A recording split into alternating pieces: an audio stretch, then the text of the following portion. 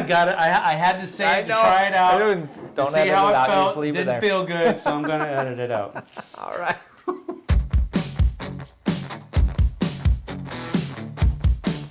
Hey folks, welcome back to the Dice Tower. I'm Sam. I'm JT. And this is our bottom five. That is to say, our numbers 10 through 6 of games we played on the Dice Tower Cruise 2025, just a couple weeks ago.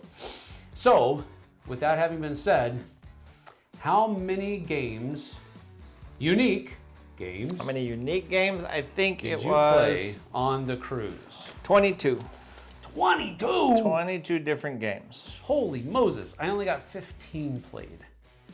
Because you played some 25 times, no? That's true. I did play I did play 2 games 4 times each.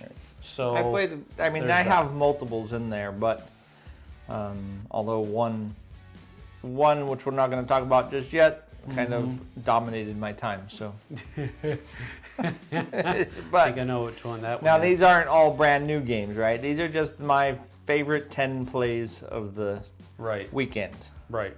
Yeah, and that's pretty much what this is too. We did a bottom 5 and a top 5 of games that we were looking forward to playing on the cruise. And at the end of this video, we're going to give a report of how many of those games we actually were able to play and how many we did not. I kind of integrated mine into each level. I hope that's okay. Yeah, well, that's fine. I also have some honorable mentions of games that didn't make the 10 out of the the cut for the 10. So I'll be sharing those. So we'll talk about those maybe at the end of this one and the end of the top 5. But without further ado, let's go ahead and get to it. Our bottom 5, that is numbers 10 through 6 of our games that we played on the cruise. And I want to go back. Me too. All right. All right, so my number 10 was a game that was actually a crossover of games that we both were looking forward to playing on the cruise. And this is called Freedom 5. This has the incredible potential of being much higher on the list. I don't know that we played all the rules correctly. With that being said, also, we could have, but we kind of got John Wayne methoded. Yeah, we got thrown into the third scenario without having playing the first or second, which are basically kind of leading you into and teaching you how to play the game. So there's a lot of variables here, which means that it definitely has the potential of going higher on a list like this because I really did enjoy the game. It was just incredibly brutal. Yeah, we didn't play it right, I'm pretty sure. Yeah, me too. And so, but because I'm having to use that singular experience on, positioning it on this top 10 or bottom 5 of the top 10, it's my number 10, but it's not because I didn't enjoy it. I just think that we're going to have to play it some more. I don't know. Are you getting this? I don't know yet. I haven't decided. Because of our play. It kind of tainted some things for me. Yeah. Freedom 5, for those of you that don't know, is a pandemic style, which I didn't really understand that till we played it, but it's a pandemic style superhero game. Yep. And you have an old school like comic book city, and you got different minions coming out of different colors. Which can overflow and take over more spaces. Yep. It's got a very cool depth to it because in pandemic you're fighting whatever. Well, there's lots of different pandemics, but you're fighting different colored diseases, and that's it. But in this one, you have the overflow of the minions to deal with. You have bosses that are walking around the board that you have to deal with. You have anarchy tokens that pop up, which create. If you get a red anarchy token, you actually go through this anarchy deck till you get a red card. So it has a nice thematic thing you need to do. Yep. And it also there's a lot of different layers in it, and so it could be very, very cool. You get a character that has special powers and abilities. So yes, it has a potential of being very cool. Yeah, it does. But it's my number 10. Freedom 5. Fair. My number 10 is a game that we played a while back. You taught to me, and I had the opportunity to teach to Melissa, and I really like this game. This is the second time I've played it. How many rules did I get wrong? I don't think so. I think we did great. No, sweet. This is Tir na Nog.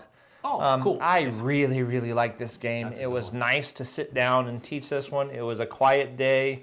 I don't remember when it was. We set it down. I put up a player flag just in case anyone wanted to join, but it was kind of quiet in there, and Melissa and I started playing, which was kind of funny because I think we got to the second round, and then we had two people come up and be like, "Are you ready for players?" But we were set up to go to another game right after this one, so we're trying to hammer it out. But regardless, Tir na Nog is such a good little engine builder, little pattern builder, tableau. It's just such a great game. Yeah, I completely agree with that. I'm very glad that I have that as part of my collection. We had an absolute blast. Yeah, it's a great little game. I did anyways. Good. All right, my number 9 is a game that I actually got for Christmas. And JT actually taught us how to play before we actually went on the cruise. But I did play this 4 times on the cruise. I did not get to play this on the cruise. So really? That's probably a good thing. Well, maybe so. No, I didn't get to play this on the cruise. Bomb Busters is my number 9. We had a lot of fun playing this game. It's also a game that the kids really enjoy as well. And they played it on their own with other people. Yep. And they actually taught other people how to play. So that's the level of game that this is. It's a really fun, family-friendly game. When I first saw it being played at one of our game events, it really struck me as being very similar to Xylotar, which is a trick-taking game that I really enjoy. It has a similar mechanism where you're trying to deduce what people have in front of them, but that's the only real similarity between the two games. You're trying to cut wires from this bomb. You're trying to defuse the bomb, and you're trying to cut wires, and you can only cut wires where you think the numbers match. So on the basic level, you have, I think there's 8 different numbers, and there are 4 of each of those numbers.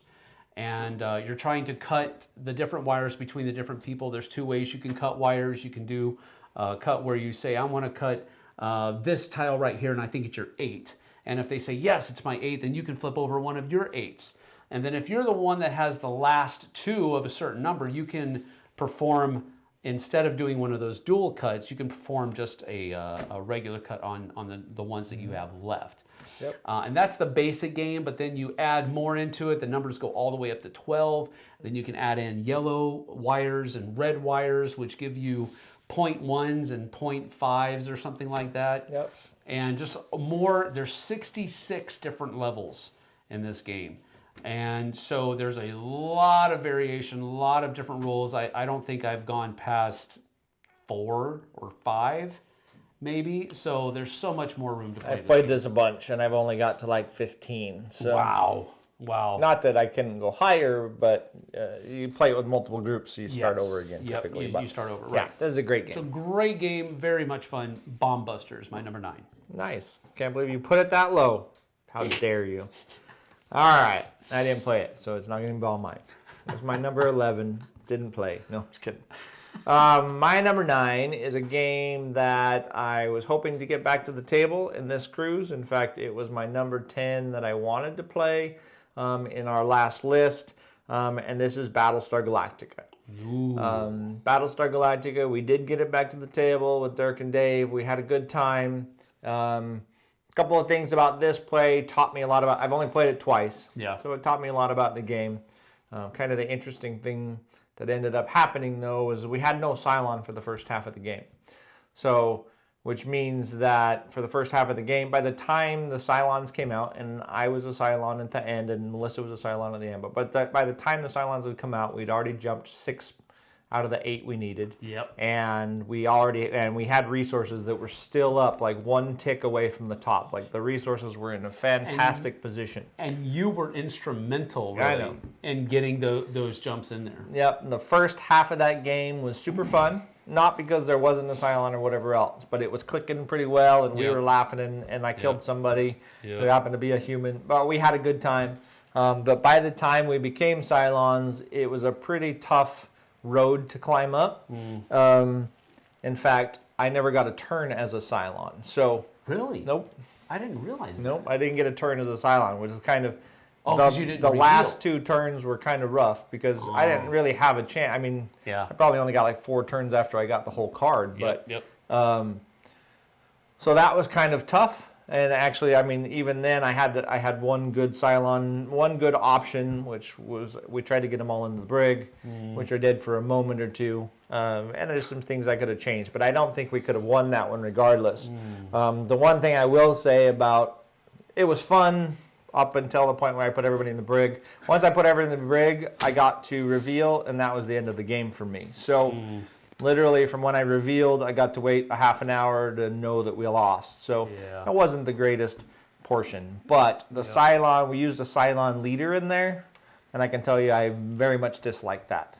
I would have to read the rules and everything else and see how that all plays in. But I very much dislike the Cylon leader thing because there were multiple times that if he wanted to help the Cylons, he could have attacked with the fleet again, and the humans would have definitely lost. But because the Cylon leader was in there, it just kind of... And the objective cards that he had. Yeah, it was really 2v4 with 2 of us only getting our rolls right towards the end. So it was a little rough ending, That's a rough in my dynamic, opinion. But I think it's partially because of that Cylon leader card. Yep. So anyways, it's still on there. It was still a really cool game. It was still, you know, there was some really neat moments in the game. But it did land on my number 9. It's interesting. It's interesting because he doesn't draw a roll card in the beginning of the game, I think, right?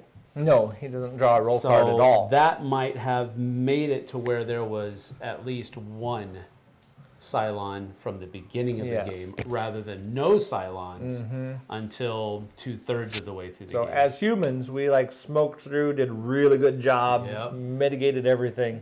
And then you get, dang. It was a tough ending.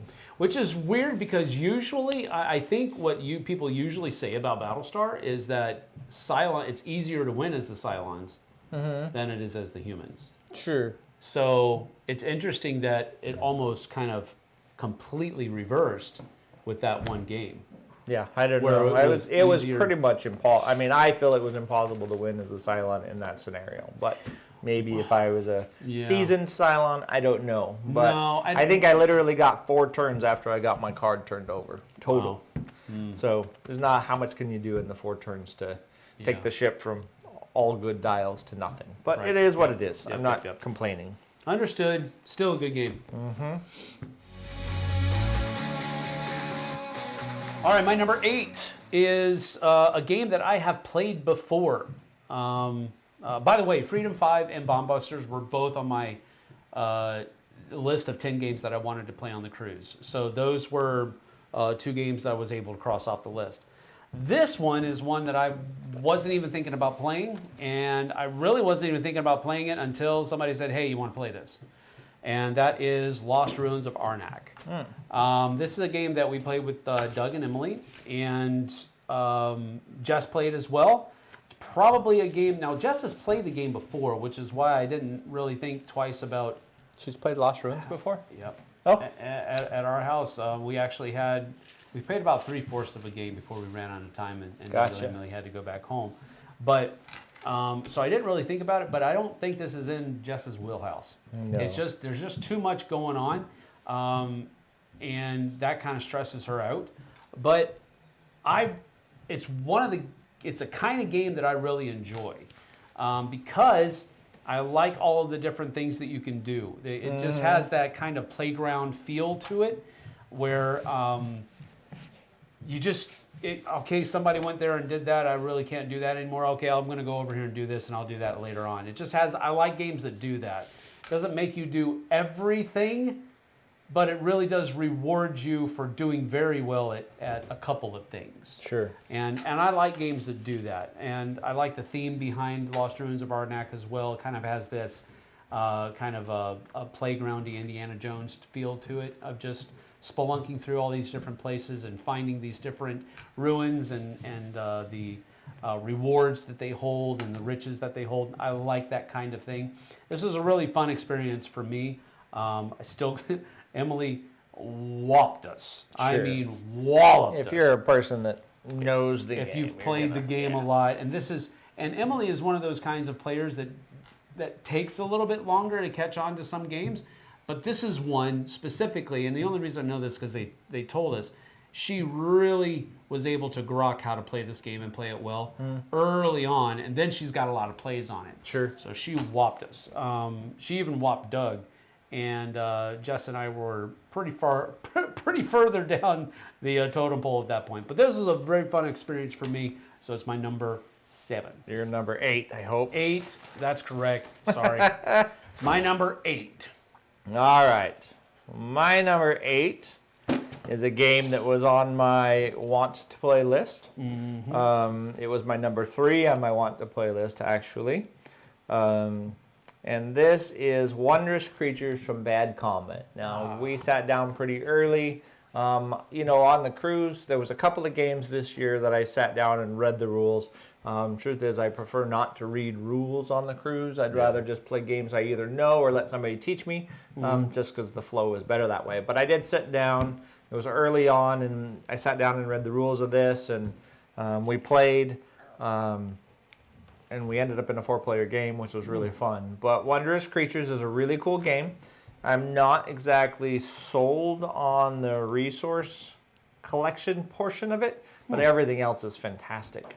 But in this game, you have a map that's gridded out in biomes, and there's sand and mountains or plains and mountains locations on there, and you have your creatures, and your creatures take up 2 of these hexagonal spots. So when you place one of your creatures down, which is one of your workers, you get to collect resources or cards based on the biomes that they're touching. And as the game goes on, you get to add new map hexes to this so that you can touch more things based on where you're sitting on the map. Right. So you're collecting resources or cards based on the, if it's a mushroom location, then you can either get a mushroom resource or you can get a card that's in the card row, with that icon on it. But there's a bunch of different set collection. There's a bunch of different icon collection. Almost Terraforming Mars-esque with the way that you need 5 of these to do this, or you need 6 different tags for this or whatever else. But you're collecting and creating, you're spending then those resources on playing down cards, which becomes your tableau. You get a bunch of different abilities. You get a bunch of different cards with, and the cards either come with like an instant effect or a refresh effect. This is one of the games where when you refresh, you pull back all of your workers. Then you get the refresh effect on all of your cards. That's cool. It's a really cool engine builder, and it's got a really cool, it's a really good game. The more I talk about it now, the more I think that I liked it. But Mel and I we talked about this game a lot after we played it, because it has a ton of potential. Yeah. And then I was able to teach it too, which was pretty fun. But so my number 8 is Wondrous Creatures, a really cool game. Did you play the second time you taught it? I did not. Okay. I just taught it. You just taught it. Yeah. That's cool. My number 7 is a game that was not on my list of games that I was looking forward to playing, which is strange because I actually took this one onto the cruise. They did have a copy of this in the library, but I didn't want to have to rely upon that because I wanted to be able to review it when I got back. And that is a new game that I just got in from my Kickstarter pledge called Rebirth. This is by Reiner Knizia, and it is basically themed where you're rebuilding post-apocalyptic Scotland or Ireland, depending on what side of the board you're playing. The theme is non-existent. The theme is non-existent. Yeah, they could have put Bobstown on there. Yeah, it does not matter. It's cool that they use the Scotland and Ireland maps, don't get me wrong. I think that's neat. But the theme is just non-existent. It could be literally almost anything related to anything close to being a building of a society, and you're good. But with that having been said, I played this multiple times. I think 5 times on the cruise. and that was multiple times on both sides of the map. One side of the map, the Scotland side, is the basic version of the game. The other side, the Ireland, is the advanced version of the game. And it's funny, playing a game that many times in kind of a succession, you get to catch rules that you've maybe interpreted wrong. And like the last time we played, I still had a couple of rules that we didn't interpret it correctly, and I'm giving you a shout out, Sebastian and Joel. You guys helped me figure out the game better. Good job. So thank you. I appreciate it. But it's really kind of a fun game, and I enjoyed it.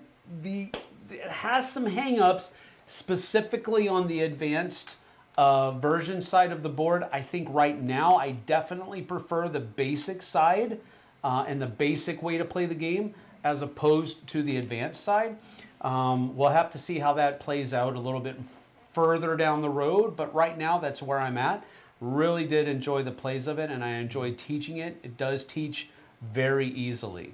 So that's my number 7, Rebirth. Nice. I played this one of those games, and it's not a bad game by any means, but I bounced off of it fairly hard. Not fairly hard. I bounced off of it. Yeah.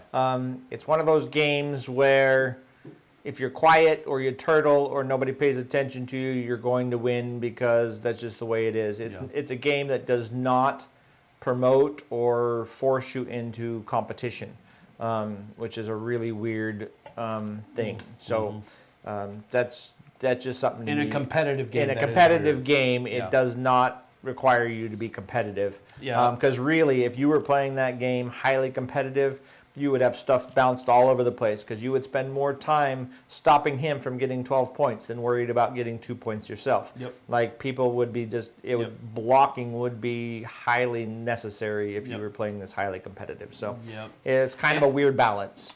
That does play into the advanced side of the board. I would imagine much it does. More because honestly, I think that I read the rules for the other side, and I think the other side, to me, probably would be more fun. Yeah. Yep. The advanced side has mainly public objectives, and you're all racing after getting those public objectives. The other side of the board, all of your objectives are private, and we don't know exactly what you're going after at any point in time. That's one of the main differences between the advanced play and the basic play. So, but anyway, that's my number 7, Rebirth. Right on. My number 7 is a game that I've played many, many times. And we played again on the cruise, because why not? Because we love it. And that is Cthulhu Death May Die. Yeah. Specifically Fear of the Unknown. And this is the first time. So Sam and I have played Fear of the Unknown once before. Yep. And this time we played with the other big bad, but we also played with the two things that Fear of the Unknown adds to the base game is unknown monsters, so random monsters that come in, that can come in, and it also adds these artifact cards that get stronger with you and give you special abilities, even stronger special abilities. So we played with those, so that was a cool thing to learn and play with. But overall, I love Cthulhu Death May Die. Yeah. We had a great time. Always have a great time in this game. So it was an easy shoe-in for a play. Yeah, that's good. The last one for me on this segment was a new game that I was told about from Tim Mativier. He's the person who runs Dice Tower West. And he was talking about how he had played it and how much he enjoyed it. And it sounded interesting to me. But this one's called Life of the Amazonia. Now, basically what this is, in my opinion, is kind of like if Harmonies and Cascadia had a baby that was slightly more complex than both of those games added together. That's my take on this game. Which is a good thing. So if Harmonies is a 1.5 and Cascadia is a 1.5, then this is a 3? Sure. All right. Yeah. I like it. Pretty much. That's what it feels like. Because Cascadia and Harmonies are both pretty light games. Yep. Life of Amazonia has got some complexity to it, but that's not a bad thing, No, even for not at all. someone who doesn't enjoy a lot of complexity. It is a beautifully produced game.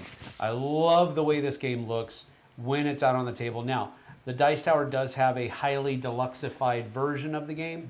Yeah, it was so cool. There's that goes along to it, but it was a beautiful game. It was a fun game to play. It's a very satisfying game to play because you are building your biome, basically, and you're populating your biome with different animals and different insects and different things that are living in your jungles, different plants.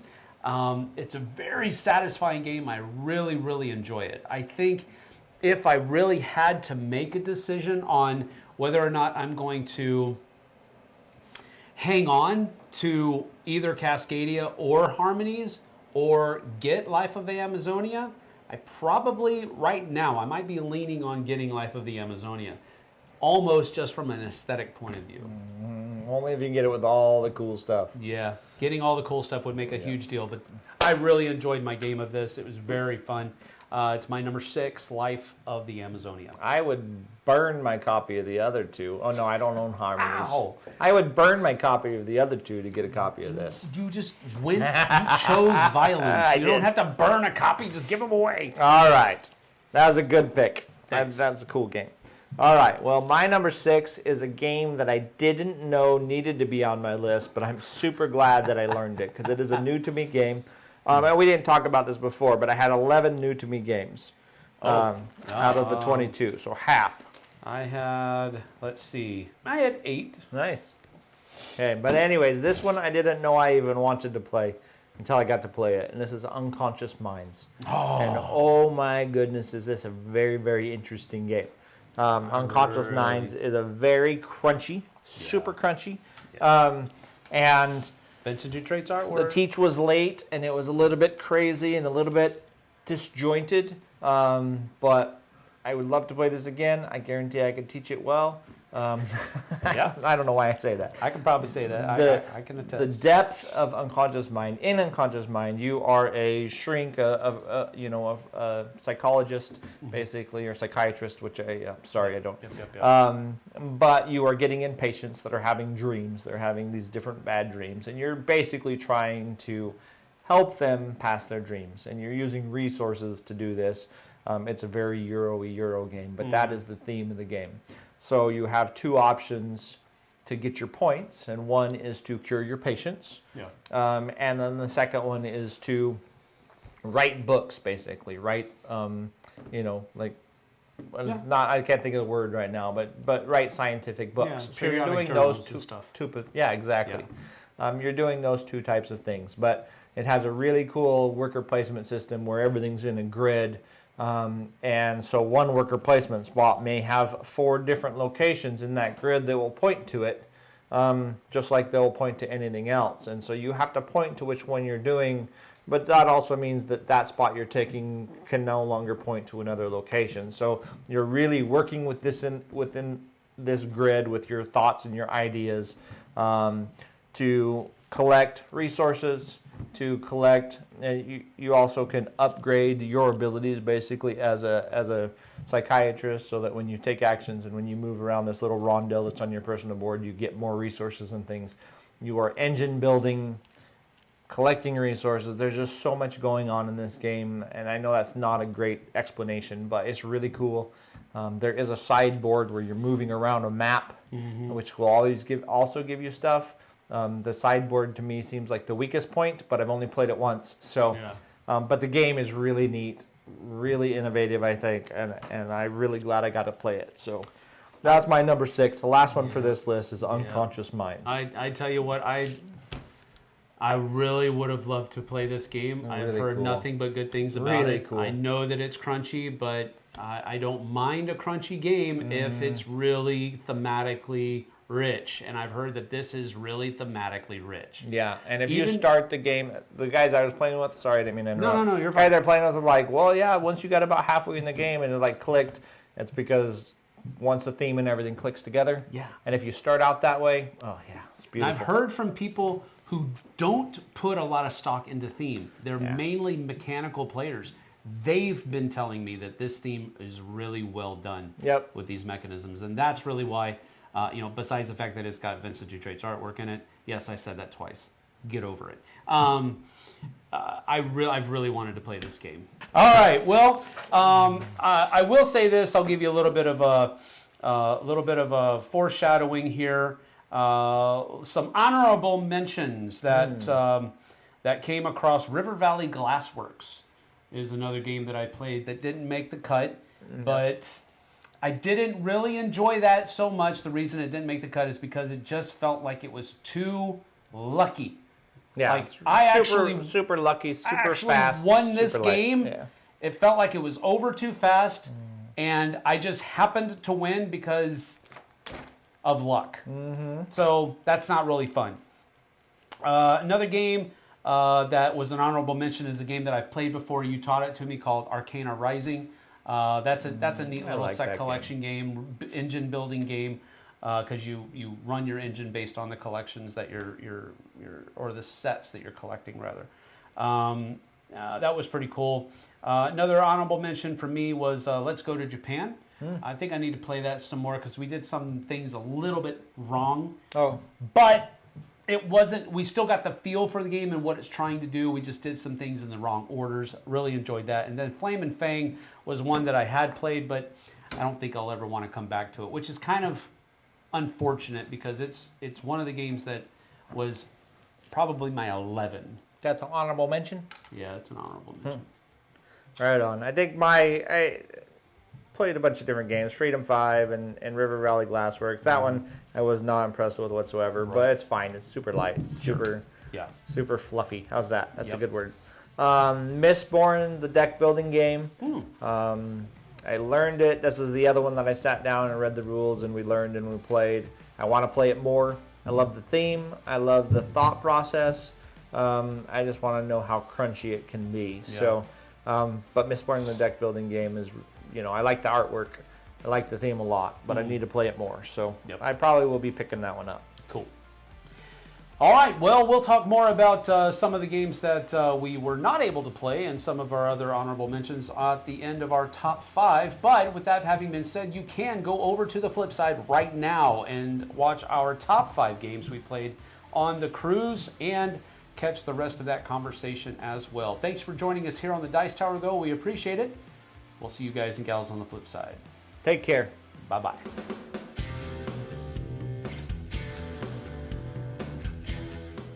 Hey everybody, thanks for watching this video. If you like this review or whatever you just watched, wasn't it amazing? Check out our channel, Dice Tower. We have all kinds of things. We review games, we do top 10s, we play games live. It's all about board games, but especially the people who play them. Check out Dice Tower YouTube channel.